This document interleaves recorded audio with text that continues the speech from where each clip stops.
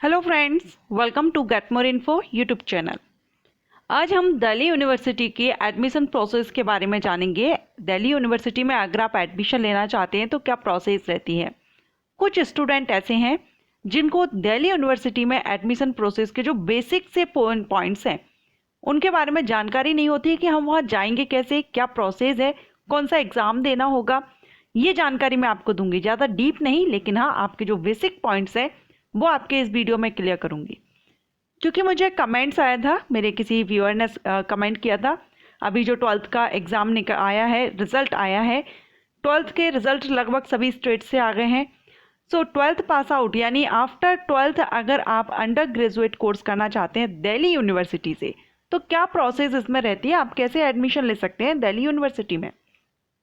तो आज मैं आपको यही जो स्टेप हैं वो सारे आपको इसी वीडियो में बताने वाली हूँ। वीडियो को एंड तक देखिएगा, वीडियो पसंद आए लाइक एंड शेयर कीजिएगा।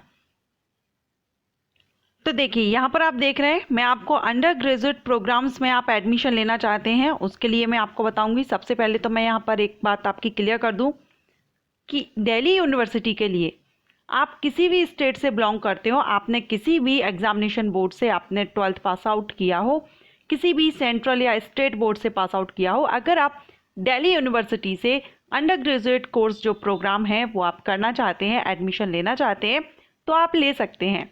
ओके, किसी भी स्टेट से आप बिलोंग करते हो, किसी भी बोर्ड से आपने अपना जो 12th है वो क्लियर किया हो। सेकेंड पॉइंट यहाँ एक क्लियर कर दूँ, एक एज क्राइटेरिया को लेकर के। तो दिल्ली यूनिवर्सिटी में अगर आप एडमिशन लेना चाहते हैं तो यहाँ पर कोई भी एज क्राइटेरिया नहीं रखा गया है, कोई भी अपर एज लिमिट या मिनिमम एज लिमिट ऐसा कोई भी क्राइटेरिया नहीं है। ठीक है, ये दो पॉइंट आपके क्लियर हुए कि आप किसी भी स्टेट से हो, आप दिल्ली यूनिवर्सिटी से अगर ग्रेजुएशन करना चाहते हैं आप कर सकते हैं।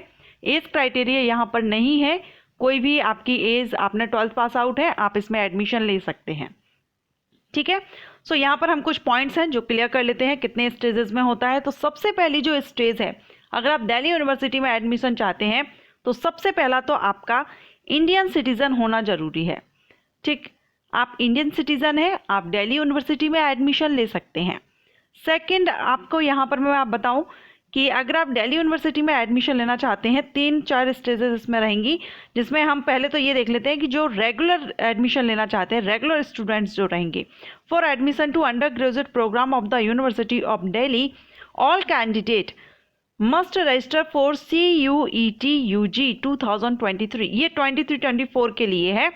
आप जब भी इसमें एडमिशन लेंगे तो आपको सबसे पहले तो CUET एग्जामिनेशन होता है वो आपको देना होगा। कॉमन यूनिवर्सिटी एंट्रेंस टेस्ट होता है या एलिजिबिलिटी टेस्ट होता है, ये आपको देना होगा। अगर आप DU में एडमिशन चाहते हैं तो सबसे पहले CUET UG का आपको ये एग्ज़ाम देना होगा। इसी के स्कोर के बेस पर आपको दिल्ली यूनिवर्सिटी में एडमिशन मिलता है।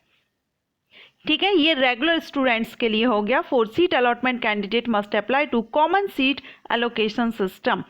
अब यहाँ पर सेकंड जो ओपन लर्निंग है, स्कूल ऑफ ओपन लर्निंग करना चाहते हैं कैंडिडेट, जो भी कर लेना चाहते हैं एडमिशन, उनके लिए यहाँ पर अलग से साइट दी गई है। Non collegiate women education board NCWEB के लिए यहाँ पर अलग से यहाँ दिया गया है। Candidate just to taking admission in NCWEB must registered at university of Delhi, admission website अलग दी गई है।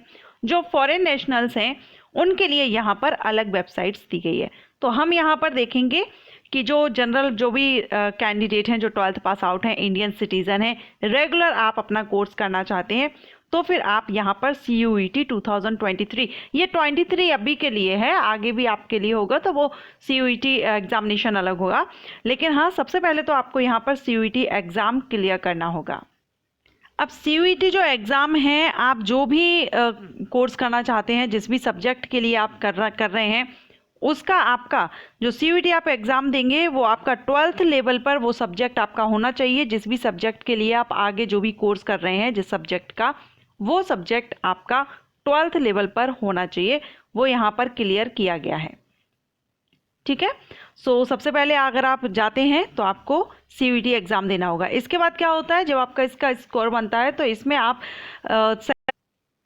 इसके बाद आपका CSAS जो रहता है इसका अलग से पोर्टल होता है। आप यहाँ पर जाकर के आपको सबसे पहले तो रजिस्ट्रेशन करना होता है।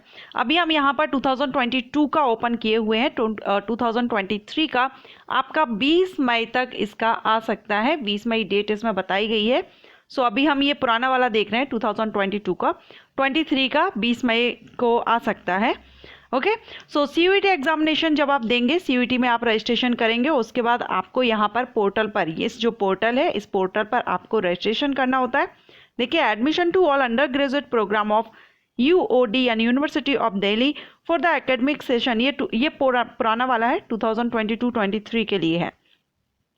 इसके बाद इसमें फेजेस भी बताए गए हैं कि आपके लिए यहाँ पर फेजेस जो रहेंगे, 3 फेजेस रहेंगे, जिसमें first applying for university to an university of Delhi, आप इसके लिए अप्लाई करेंगे।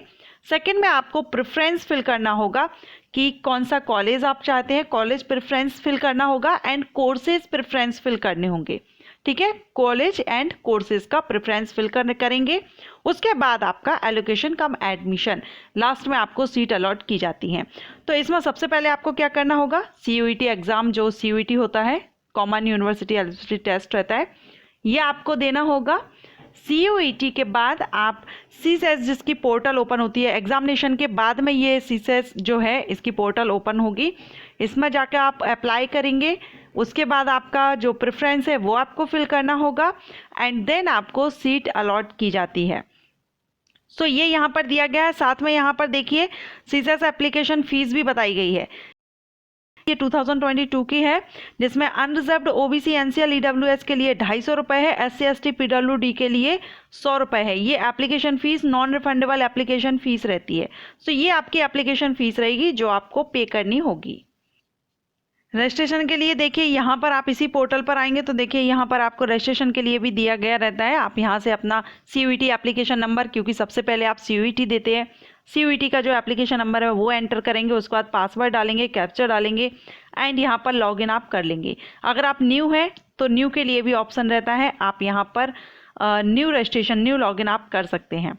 ठीक है, साइन इन आप कर सकते हैं। तो इसमें सिंपल स्टेप में अगर मैं बताऊं कि जो भी स्टूडेंट है जिनको नहीं पता है कि कैसे जाएंगे, तो सबसे पहले तो आप याद रखिए CUET एग्जामिनेशन होता है, ये एक तरह से एंट्रेंस एग्ज़ाम है कॉमन यूनिवर्सिटी।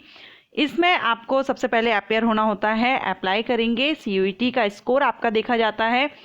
इसके बाद जैसे ही आपका CUET होता है उसके बाद पोर्टल CSAS का पोर्टल ओपन होता है, जहां पर आपको जो अभी मैंने आपको बताया रजिस्ट्रेशन करना होगा, लॉगिन करना होगा। उसके बाद आपको DU दिल्ली यूनिवर्सिटी के जो कॉलेजेस हैं और जो भी कोर्सेज अवेलेबल हैं उनका आपको प्रेफरेंस फिल करना होता है। उसके बाद आपकी सीट अलॉट की जाती है। अब यहाँ पर अगर 2 कैंडिडेट ऐसे हैं, 2 स्टूडेंट ऐसे हैं जिनके सेम मार्किंग आती है, तो 12th के मार्क फिर लिए जाते हैं वहाँ पर।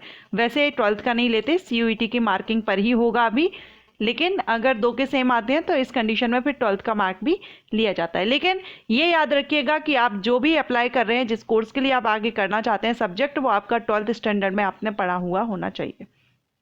ओके, सो मैंने यहाँ पर आपको ज़्यादा जो भी मेन पॉइंट्स थे, स्टेप बाय स्टेप जो स्टेप्स हैं वो मैंने आपके यहाँ पर एडमिशन के क्लियर कर दिए हैं। आशा करती हूँ वीडियो पसंद आया होगा। पसंद आया हो तो लाइक एंड शेयर कीजिएगा। Thank you.